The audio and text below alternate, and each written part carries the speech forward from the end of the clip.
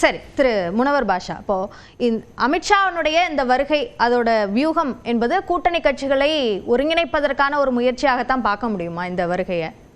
அவங்க தெளிவாக அமித்ஷாவினுடைய வருகை எதற்கு என்பதை பாரதிய ஜனதா கட்சியினுடைய தலைமை ஏற்கனவே அறிவித்திருக்கிறது. தென் மாவட்டங்களில் இருக்கின்ற பாரதிய ஜனதா கட்சியினுடைய நிர்வாகிகளை சந்தித்து தேர்தல் பணிகளை வேகப்படுத்த வேண்டும் என்ற நோக்கத்தோடு தான் அமித்ஷா அவர்கள் மதுரைக்கு வருகிறார். இதிலே அவர் வேறு கூட்டணி கட்சிகளை சந்திக்கவோ அல்லது அவர்களுக்கான நேரத்தை ஒதுக்கவோ இல்லை அவர். எனவே அவர் கட்சி திராவிட முன்னேற்ற கழகத்தினுடைய தலைவர் தளபதி ஸ்டாலின் அவர்கள் காணொலி மூலமாக அவருடைய மாவட்ட செயலாளர்களை தொடர்பு கொண்டு பேசுகிறார் என்றால் அவர்கள் தேர்தல் பணிக்காக அந்த காரியத்தை செய்கிறார்கள். அதைப்போல அமித்ஷா அவர்கள் பாரதிய ஜனதா கட்சியினுடைய முன்னணி தலைவர்களை மாநில நிர்வாகிகளை சந்தித்து பேசுகிறார் என்று சொன்னால் அவர்கள் தேர்தலுக்காக தங்கள் கட்சியை ஆயத்தப்படுத்துவதற்கான பணிகளிலே ஈடுபடுகிறார்கள். இதிலே எந்த மற்ற கூட்டணி கட்சிகளை பற்றி விவாதிக்கவோ பேசவோ வேண்டிய அவசியம் அவருக்கு இல்லை, அமித்ஷா அவர்களுக்கு இல்லை. இல்லை, அமித்ஷாவுக்கு இல்லைன்னா அந்த ஒருங்கிணைக்கிற முயற்சிகளை அவர் மேற்கொள்ளவே இல்லைன்னு பார்க்கணுமா? அப்போ பொதுவாக அரசியல் கட்சி தலைவர்கள் வரும்போது தங்களோட வியூகம் இதுதான் திட்டம் அப்படின்றத வெளிப்படையாக சொல்ல மாட்டாங்க. திரு எடப்பாடி பழனிசாமி போகும்போதும் அமித்ஷா சந்திக்க போறேன் அப்படின்னு சொல்லிட்டு போகல, ஆனா அங்க போய் சந்திச்சார். ஸோ அப்படியாக சில முயற்சிகள் நடப்பதற்கான வாய்ப்பு இருக்கு. இல்லை, அது குருமூர்த்தி போய் சந்திச்சதற்கு பிறகு ஐயா ராமதாஸ் அவர்களை நீங்கள் அமித்ஷாவை சந்திப்பீர்களா என்று கேட்டபோது அப்படிப்பட்ட ஒரு எண்ணம் எனக்கு இல்லை, அமித்ஷாவை சந்திக்க நான் போவதில்லை என்றும் சொல்லிவிட்டார். எனவே அதற்கான முயற்சி எதுவும் நடக்கவில்லை. என்னை பொறுத்தவரை நீங்கள் இது அவங்க அப்பாவுக்கும் பிள்ளைக்கும் இடையில் நடக்கின்ற ஒரு பிரச்சனை. அது அவர்களையே பேசி அவர்களுடைய குடும்பமே பேசி தீர்த்து வைத்து விடும் என்ற நம்பிக்கை இருக்கிறது. கடந்த காலங்களில் அப்பா மகன் பிரச்சனையாக இருந்தாலும் அதுல முக்கிய காரணியாக பாஜகவுடனான கூட்டணியும் இருக்கு. அவர் சொன்னதுல பாஜகவோட சேரணும்னு அன்புமணி ராமதாஸும் சௌமியா அன்புமணியும் காலை பிடிச்சி கேட்டாங்க. ஆனால் நான் அதிமுகவோட தான் கூட்டு சேரணும்னு நாங்கள் நினைச்சேன் அப்படின்னு சொல்லார். அவங்க 2 பேரும் சேர்ந்துட்டாங்க. இப்போ அதாவது அதிமுகவும் பாரதிய ஜனதா கட்சியும் கூட்டணி அமைச்சிட்டாங்க. அவருடைய நோக்கம் நிறைவேறிச்சு. ஒரு வகையில் அதிமுக பாஜகவோட கூட்டணி சேர்ந்துட்ட பிறகு அந்த கூட்டணியில் நம்ம ரவீந்திரன் துரைசாமி சொன்ன மாதிரி ஏடிஎம்கேவோட பார்கெயின் பண்ணி வாங்கலாம்னு ராமதாஸ் ஐயா நினைக்கலாம். இல்ல அப்படின்னாலும் இப்ப எந்த கூட்டணியில இருக்கீங்க, கூட்டணி பற்றி முடிவு பண்ணிட்டீங்கன்னா அவர் அதுக்கான பதில் சொல்லியிருக்கணும்ல. இனிமேதான் பேசி முடிவு அதுக்கு அவங்க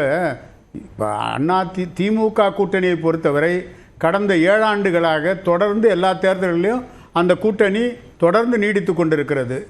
இந்த கூட்டணி என்பது இப்பொழுதுதான் அதிமுக மீண்டும் பாரதிய ஜனதா கட்சியோடு கூட்டணி சேர்ந்திருக்கிறது. ஏற்கனவே தேசிய ஜனநாயக கூட்டணியில் இருக்கின்ற கட்சிகள் அப்படியே அவர்கள் தொடர்ந்து கொண்டிருக்கிறார்கள். எதிர்காலத்திலே தேர்தலுக்கான நேரம் நெருங்கக்கூடிய நேரத்திலே எல்லோரும் ஒன்று சேர்ந்து பேசக்கூடிய ஒரு சூழ்நிலை உருவாகும். அதற்கான வாய்ப்புகள் பிரகாசமாக இருக்கிறது. எங்கள் தலைவர் கூட கூடிய விரைவிலே எடப்பாடியார் அவர்களை நேரிலே சந்தித்து பேச இருக்கிறார். அதனால் இந்த கூட்டணியை பொறுத்தவரை ஒரே நோக்கம்தான், திமுகவை ஆட்சியை விட்டு இறக்க வேண்டும்.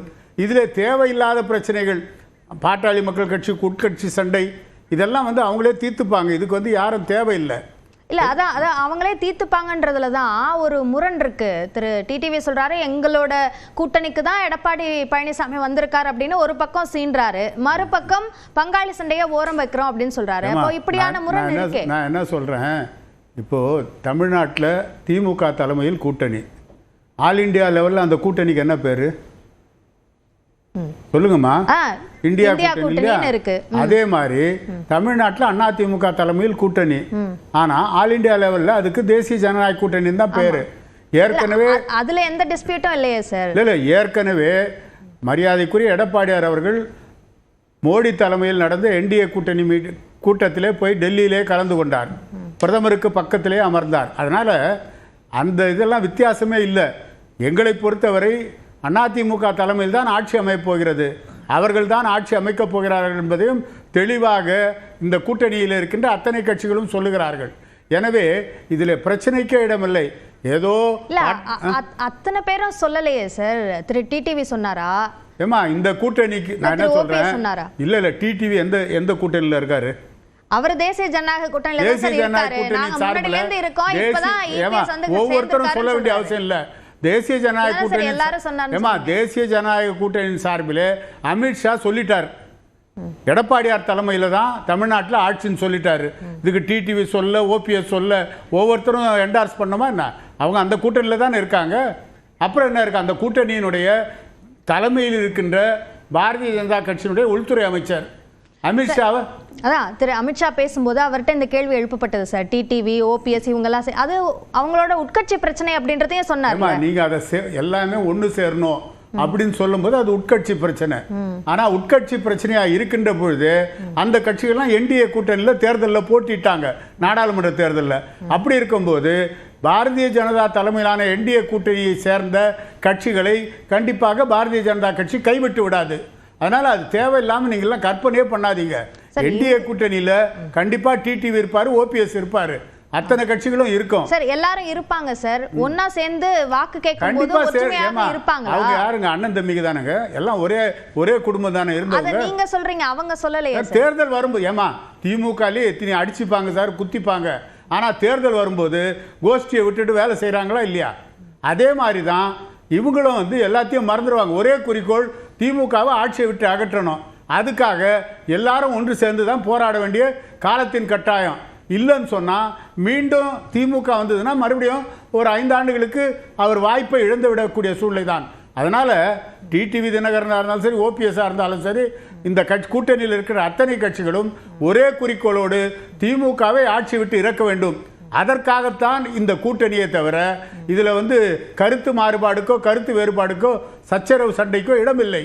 எல்லோரையும் ஒருங்கிணைத்து செல்லக்கூடிய ஒரு சூழ்நிலையை கண்டிப்பாக உருவாக்குவோம். சரி திரு ராம்கி, இப்போ இந்த முரண்கள்லாம் இருந்தாலும் கூட தேர்தல் வரும்போது இந்த முரண்களை எல்லாம் ஒதுக்கி வைத்துவிட்டு தேர்தலில் களமாற்றுவார்கள் எல்லா கட்சியினரும் அப்படின்னா, அதே மாதிரி வெவ்வேறு கருத்து வேறுபாடுகள் இருந்தாலும் ஒன்றாக பணியாற்றுவார்கள் என்கிறார் திரு முனவர் பாஷா. அது சாத்தியம் நினைக்கிறீங்களா? நீங்க கடந்த மாதம் ஏப்ரல் மாதம் வந்து உள்துறை அமைச்சர் திரு அமித்ஷா வந்து சென்னையில கேக்குதா? சொல்லுங்க சொல்லுங்க. அவர் அறிவித்த போதே வந்து நீங்க அவரு அதிமுகவோட கோரிக்கையே கிடையாது. அதாவது என்னன்னா, நீங்க அறிவிக்கும் போதே தமிழ்நாட்டுல என்டிஏவோட தலைமை பொறுப்பு எடப்பாடி அவர்களிடம் தான் இருக்கிறது என்று அவர் அறிவித்து விட்டார். இப்ப நாளைக்கு வந்து கூட்டணி கட்சிகள் போய் அமித்ஷாவை சந்திப்பார்களா, என்டிஏ இணைவாராங்கிற கேள்வியே தவறான விஷயம். நான் சொன்ன விஷயத்தையே மீறி எப்படி அமித்ஷா செயல்படுவார் நம்ம எதிர்பார்க்க முடியும்.